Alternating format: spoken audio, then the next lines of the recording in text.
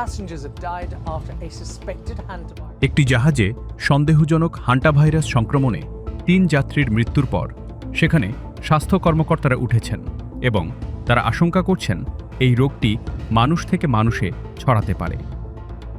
MV হন্ডিয়াস নামের জাহাজটি ১ এপ্রিলের দিকে আর্জেন্টিনা থেকে আটলান্টিক পাড়ি দেয়।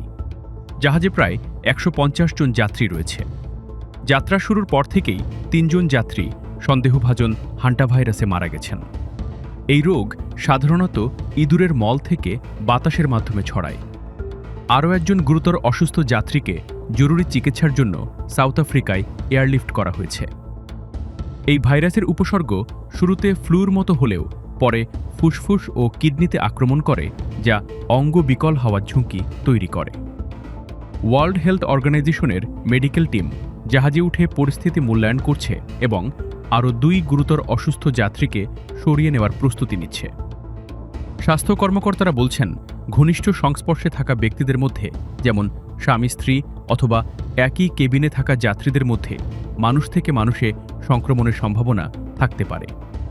যদিও এটি খুবই বিরল, তবুও সতর্কতামূলক ব্যবস্থা হিসেবে যাত্রী ও ক্রুদের পূর্ণ ব্যক্তিগত সুরক্ষা সরঞ্জাম দেওয়া হয়েছে। বর্তমানে জাহাজটি কেপ ভার্দে উপকূলের কাছে অবস্থান করছে। স্বাস্থ্য কর্মকর্তারা এটিকে ক্যানারি আইল্যান্ডসে নিয়ে গিয়ে যাত্রীদের নামানোর পরিকল্পনা করছেন।